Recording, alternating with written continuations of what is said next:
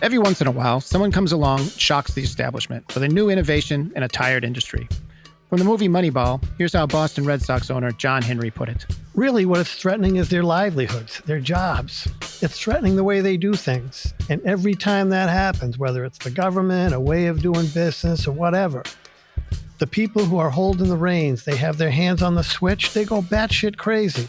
Hello, I'm Chris Collins, your host. In this podcast, we dive into stories of innovation, resilience, and what it takes to shake up an industry. Joining me is my co-host and resident small business expert, Dennis Siggins, or as he's known on the Cape and Islands, Bobby Downspout.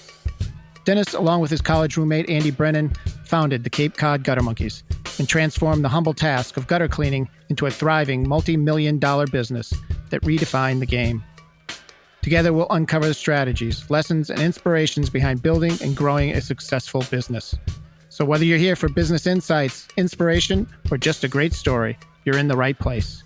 Grab a cup of coffee, sit back, relax, and welcome to Monkey Business Radio.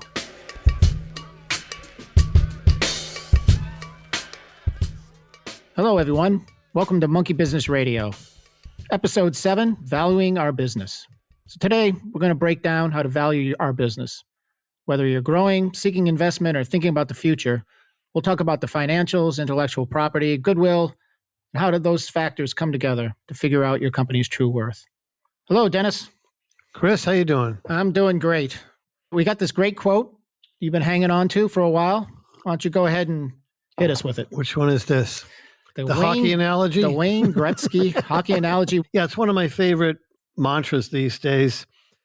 Some people go to where the puck is. I want to go to where the puck is going to be when I get there. And then there is a third category.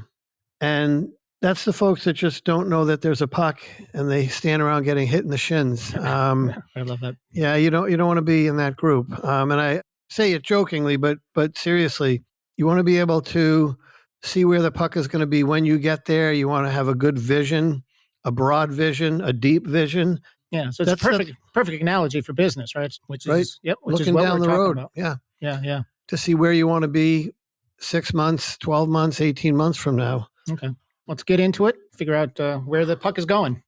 All right, so let me ask the first question. You know, I'm not a business major or anything like that, so I kind of understand that, you know, I need to know my business value. I'm eventually going to maybe sell my business, but, you know, that's not till 30 years from now or something like that. So why is it important that, you know, your average business guy, your guy just starting out or whatever, why is it important to, you know, be able to value your business? Yeah, I do my balance sheets for my 3 companies annually.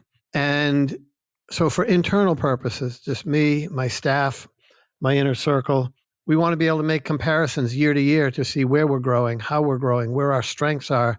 And we want to fortify those strengths and eliminate the weaknesses. Another reason that you want to have a good valuation on your business is if the owner or the manager wants to apply for a loan or a line of credit. Okay.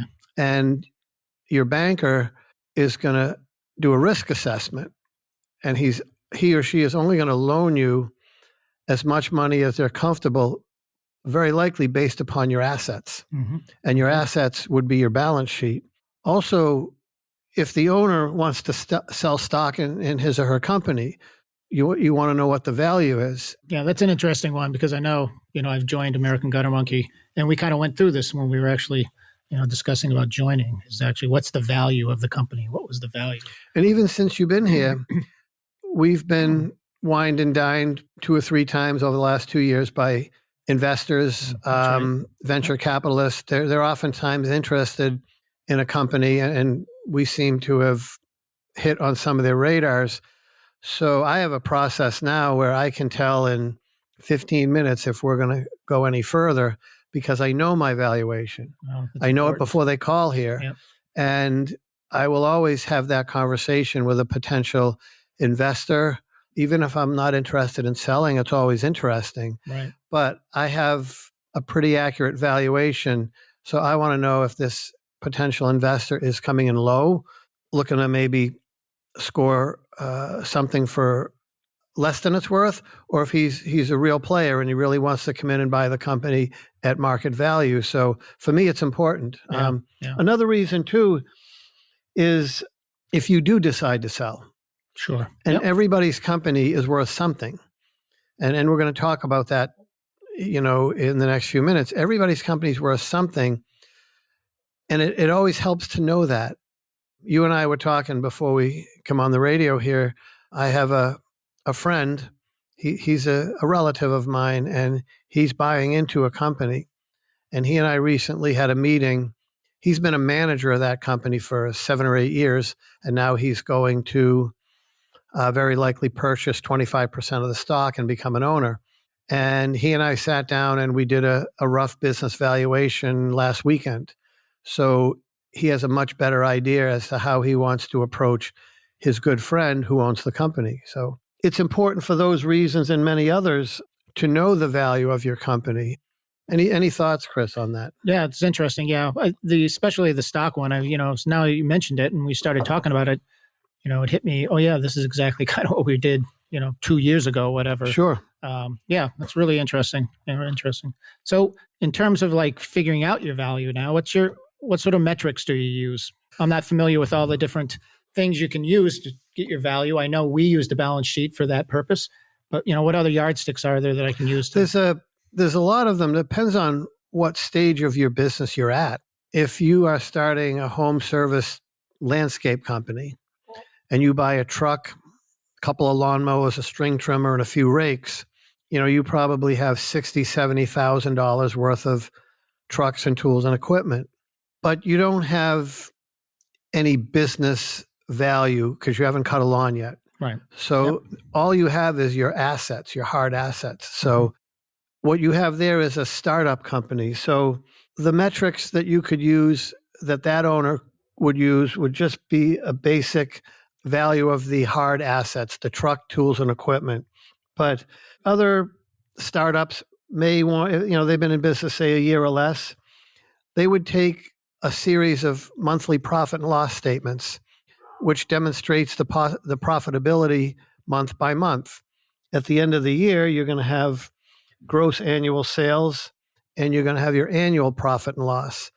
And your annual P&L will be what you use for your taxes. That's going to give you a value based on the profit.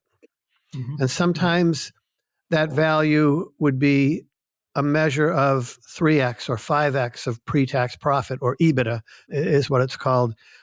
And that's the next level of yardstick measure for profit for value. Some of the best things are when you have several years of profit and loss statements, 3 to 5 year history of financials, including your balance sheet. Eventually, the business owner, after 2, 3, 4 years, is going to want to produce a balance sheet, because that is the Bible. That is what tells you exactly what your company is worth. Now, there are some variables in there, but the balance sheet is a great tool for determining value. So in terms of like the profit and loss statement, that's kind of telling you where you're going, how you're moving along in terms of profitability. And then the balance sheet is kind of where you are on that day, sort of what your current standing is. Yeah, we'll talk more about balance sheets in just a few minutes on what it is and how it's built. A couple of little points I'd like to make is methods of valuation. There's a cost-based method, and that's kind of what we talked about with the startup company who owns a truck and a couple of lawnmowers and some tools and equipment. It's a cost-based method. What would it cost you to replace those items? You don't have any business yet. You don't have any intellectual property. Your trademark name isn't worth anything yet because you haven't really cut a lawn. It's based on cost. Right. Like maybe a liquor store or something like that. Sure. It's and you do comps within the industry as well. There's a market-based, and that's basically you look at other businesses that have sold, other businesses that maybe are on the market but haven't sold yet, and what are they valued at? What are other companies in your space selling for? There's sales-based. There's some industries that are basically sales-based companies. If you are a salesman and you sell widgets, then you are a widget salesman. But if you sell software, there's very little cost to the software once it's built. Right. All the cost is up front. So if you are a sales company selling software, a lot of times it's just based on sales. There's not a whole lot of tools and equipment and infrastructure in the industry. And coming back around to our asset-based valuation, which is the one I like the best, the asset-based valuation really hints at the balance sheet. And that's when you take all your assets, back out your liabilities, add any other variables in there, and you get a value, a bottom line, that this is what your company's worth. So you previously mentioned that the balance sheet is the Bible of the financial statements, and it sounds like it's a big part of asset-based valuation. So maybe we should dive a little deeper into how to use the balance sheet, what it is. Love the balance sheet.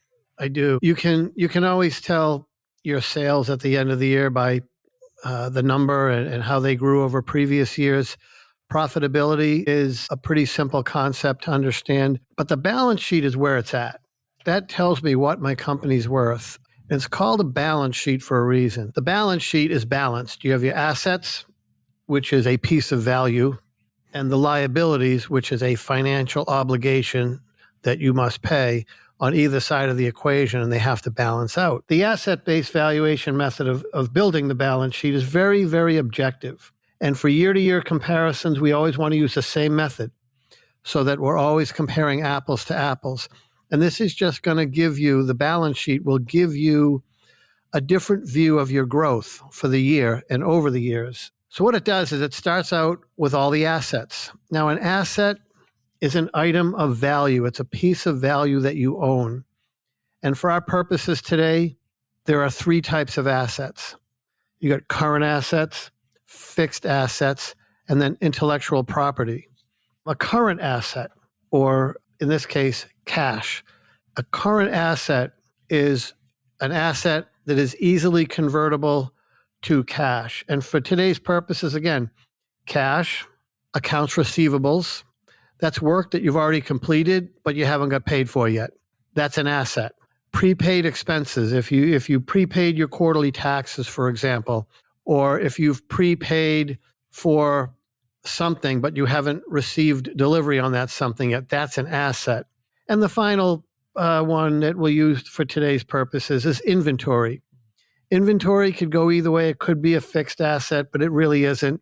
Inventory is our product and materials that converts to cash as soon as we put that out into the market and either sell it or use it in our line of service.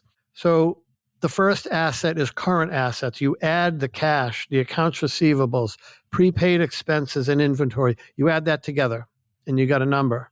And then we go to our fixed assets.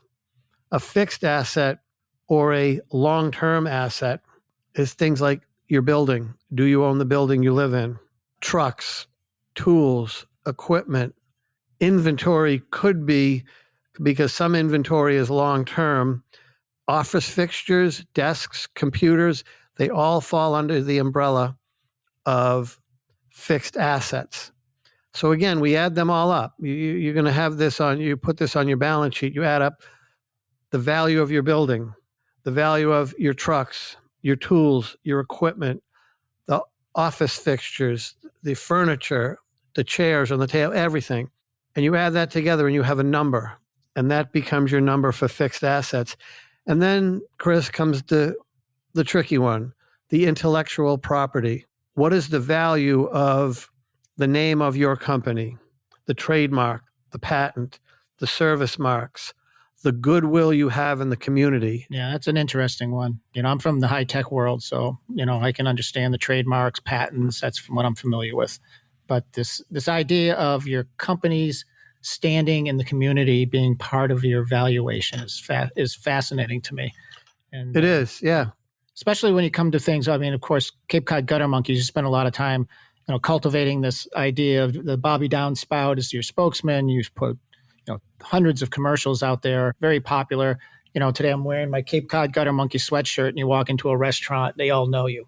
Walk in the door, oh, it's the gutter monkeys are here. It happens a lot, yeah. you were on the phone the other day. I was here, and a woman wanted to know if this was Bobby. She was speaking to Bobby Downspout. She recognized your voice as being Bobby Downspout. Yeah, you told me the story about the woman who called in and said, "Oh, is this Bobby Downspout? Use your Bobby Downspout voice." And you're like, "Yeah, this is my Bobby. This is my Bobby." It happens a lot. Yeah. So I was in the bank yesterday, just meeting with my banker and my financial guy, and I was sitting in the back, and there's a knock at the door, and an older gentleman comes walking in, and he asks, "Are you the guy on the radio?" Because he saw my truck in the parking lot.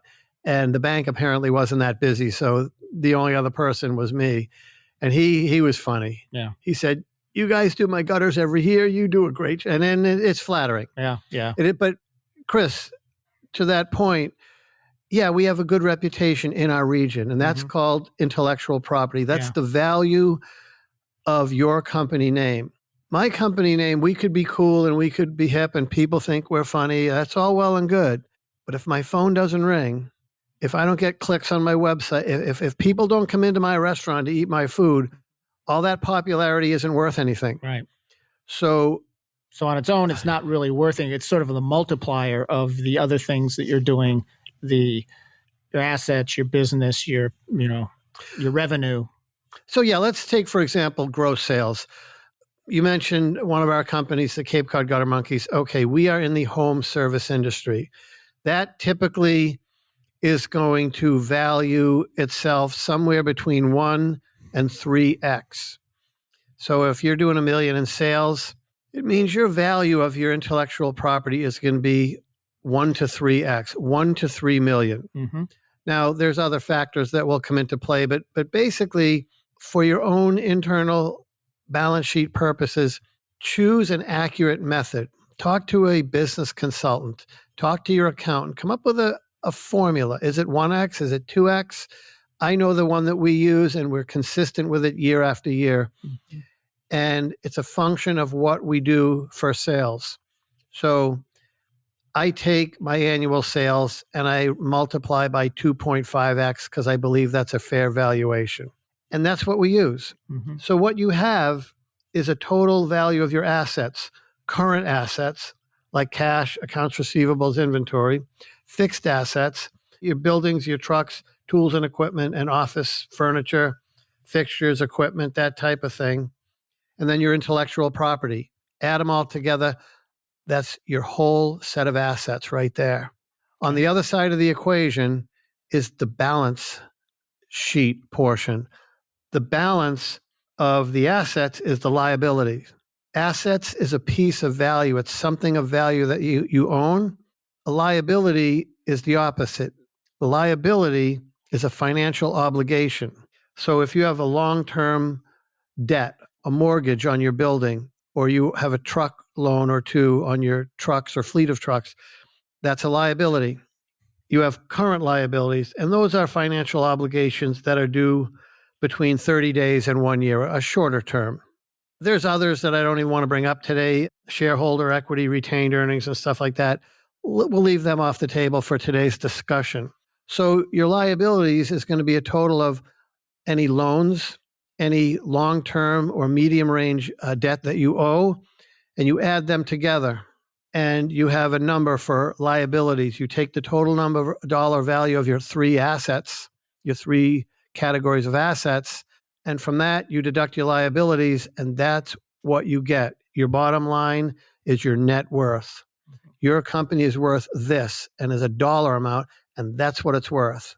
When you use this method 2, 3, 4 years in a row, you're going to get a picture as to the value of your company year after year after year, and you're going to see that value, most likely, you're going to see that value grow. And as you add trucks, you get those trucks paid off. If you're the restaurant owner, you purchase some new restaurant equipment, you pay it off in 2 years. You now own all that brand new restaurant equipment. That falls into your asset column.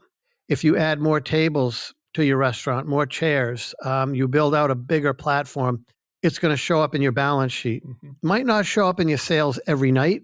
You might just be that restaurant owner that's bolstering for your Thursday, Friday, Saturday night run. The rest of the week, it may remain very similar, but you built out your restaurant a little bit So those 3 nights of the week, you can capture those extra customers and clients. And that shows up in your balance sheet. That's why we want to keep a balance sheet every year. So, Chris, in my opinion, that's my most important financial document is the balance sheet. Okay. But let's go back and talk about some of those other methods of valuation. So we're going to talk about sales. If you're the restaurant owner and you sell, $600,000 worth of food and services, that's your sales for the year. Next year you do 600 more, you do 1.2 million, you just doubled your sales. And you want to continue that pattern of growth. Another method of valuation is profitability. As a new restaurant owner, maybe that $600,000 in sales, you only broke even because it's your first year. You're a startup company. You haven't paid off a lot of the short-term loans that you took out to get the business started. So maybe that first year you were not profitable. But the second year you doubled your sales, but your profitability went from 0 to 300,000. Mm-hmm. This is part of that process. So you want to keep monthly and annual records of gross sales, but also pre-tax profit. And then the third item that you want to maintain annual records of is your balance sheet. What is your balance sheet? What is your company worth? And in my opinion, those are the three. Those are the three key pieces, with the balance sheet being the most important of the three. And since there's some variability in determining, particularly in the last one there, the balance sheet, the consistency of doing it the same way year after year, using the same consistent formulas and things like that are very important to make sure that you're getting an honest picture of your year to year. Well, and there's a lot of information out there too. Everyone has a computer. There's so much information out there on how to build a balance sheet. Mm-hmm. And many, many websites are going to give you 3, 4, 5 different methods of building a balance sheet. Yeah. Choose the one that makes the most sense for you. Yeah. And again, talk to your accountant. Yeah, get help. Yeah, get a second or third opinion. Yeah, you guys are all Bentley graduates, financial. We're all accountants at heart. Accountants at heart. Yeah. So you're all set. But yeah, for the average business guy who's going to need some help. But honestly, Chris, I still go online. I look stuff up because this isn't, we go into the real world. I've been in the trades my whole life. We get good at what we do. We get really good at one thing. And when I sold my construction company 15 years ago, I really didn't have a job. And prior to starting our current businesses, I did a little bit of consulting and a little bit of freelancing. But when we started the Gutter Monkeys, I pulled out some of my old books. I went online and I determined what type of P&L, profit and loss statements we're going to use, what type of balance sheets we're going to go with. Yeah, because it was a little different than your other businesses. You had a construction business, which is very different than this gutter business, and particularly this gutter business because you do have the aspect of, the Bobby Downspout aspect of it, the goodwill, the marketing, the amount of marketing you do is huge, and your standing in the community is amazing. So, yeah. So, Chris, let me tell you, this is the one thing that I really like about what we're discussing here today. The overall U.S. economic inflation in recent years, according to an article that I read in inflationdata.com, inflation over the past 6 years has been averaging 3.4% per year, and people are outraged. Inflation is soaring at 3.4%. Yet the stock, bond, and mutual fund market, which historically averages 11%, has been banging away at anywhere from 14 to 18%, other than the one, I think it was 2022 was a rough year, but in general, it's been averaging between 14 and 18%. But it's always going to average roughly 11 over any 25-year period, any 25-year slice of that pie. And I'm looking at a growth chart from one of our companies, and, I look at the growth patterns, and we had growth years in the beginning of 100% when we went from 300 to 600. That's 100%. Then the next year we went to 900. That's a 50% growth. And as you grow, you get up to 1.5 million, and let's say you grow 300,000. You're still growing the same 300,000, but it becomes a smaller and a smaller and a smaller percentage until, let's say, you hit 3 million. And then the next year you go to 3.3. You only grew 10%. Mm-hmm. And the next year it's like 9%. You're growing the same amount. It's just a smaller portion, relatively speaking. However, if you look at that same group of sales and alongside of it, you take profitability, or this case, let's take the value of the business. And I'm looking at the value that we had throughout these years based upon this company's balance sheet. And it grew 50%, then 33%, but then we bought a building. And that year it grew 144%. Remember, inflation is 3.4%, and the stock market will produce somewhere between 11 and 16%. That year, my company value grew 144% because we bought a new building. Wow. Yep. And then it went back to 27%. Then we built this big building that we're in now, and boom, it grew 140%. And then we kept doing what we're doing, 18%, 16%, 12%, 11%. It's diminishing. My company, this particular company, is still growing in value, but now it's becoming a smaller percentage of the whole pie. Yep. But as I look at these two numbers, over the past 10 years, this particular company has averaged 34% increase in sales each year. Yeah. And it's averaged 50% growth in balance sheet value. What this tells me is, let's say my company has an extra $200,000 at the end of the year. Me and my partner, the other owner, we could split it. We could each take a $100,000 bonus, and I could put that in my retirement portfolio and earn 11%. Or I could turn it back into the company where we're averaging 50% value. Yeah. So you got a clear path of what this is a very clear picture as to where I want my money to be invested. And this is why I want everybody that's listening to create a balance sheet for his or her own company. It's that dynamic. Yep. It helps you plan for the future. Right. And that's the lesson today. Yeah. That's interesting because we always tell our franchisees, the purpose of this is you're going to build real wealth through business ownership. And when it comes down to it, brass tacks, this is it right here. It's exactly what it is. This is where all of a sudden you're building real wealth. You could take that money. Should I buy a new building? Should I buy a new truck? I don't know. I don't know if I have the business just yet. But when you do these things, you're building this real wealth where you could put that money in the stock market, or you could put it in, 401k, CD or something like that, or you could put it in your business and make 50% on that year. So it's really, it's really impressive. And the other thing too is, let's say the example that you just used. I was meeting with one of my franchisees the other day, and we had this very conversation. He is at the point where he's currently approaching maximum capacity in his current facility. And I really would like to see him go to 4,000 square feet with an additional 1,000 square feet of office space, because I know that platform can take him to 4 to 6 times of what he's doing now. That'll take him 6, 7 years, 8 years into the future. Also, parking spaces, like all these little things. The restaurant owner, he needs parking. Yeah. He wants to increase sales. What does he need? He needs more tables and more chairs, but he also probably needs more parking spaces. And if he can take a certain amount of money and invest it into these things, now right away, now his building is worth more. And that makes his balance sheet a little stronger. Also, if he has 20% more parking and 20% more tables and chairs, he can increase his sales 20%, which puts more cash in the bank, which builds your balance sheet. It all comes together on the balance sheet.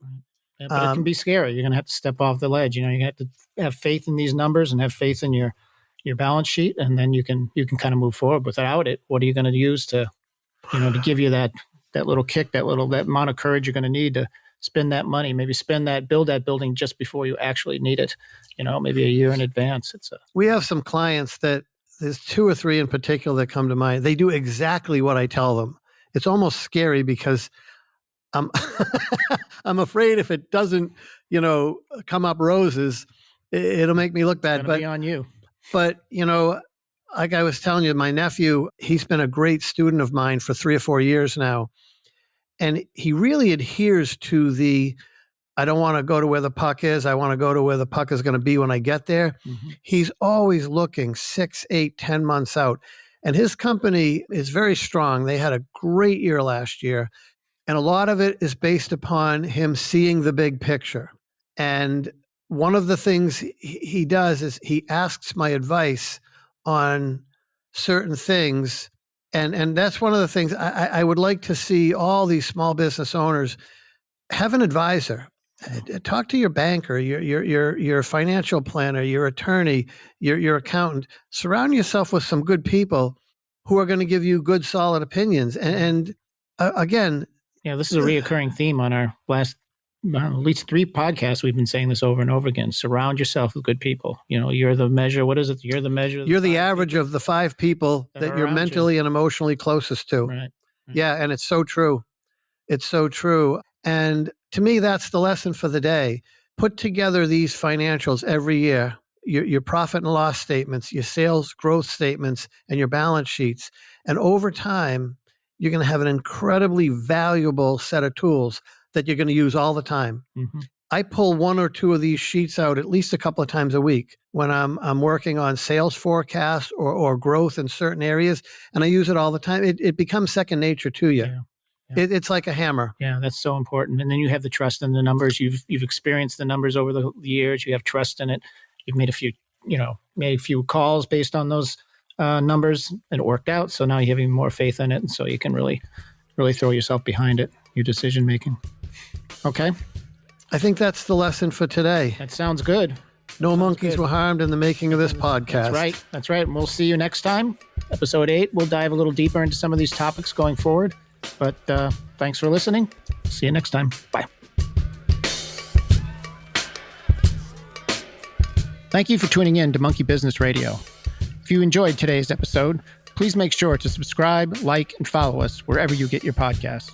It really helps us reach more aspiring entrepreneurs like you. And if you got a question or topic you'd like us to cover, leave a comment or reach out to us on social media. We'd love to hear your thoughts and keep the conversation going.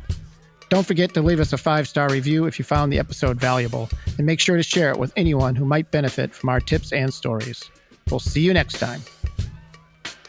This podcast is produced by American Gutter Monkeys, LLC. Build real wealth through business ownership. For details, visit us at AmericanGutterMonkeys.com.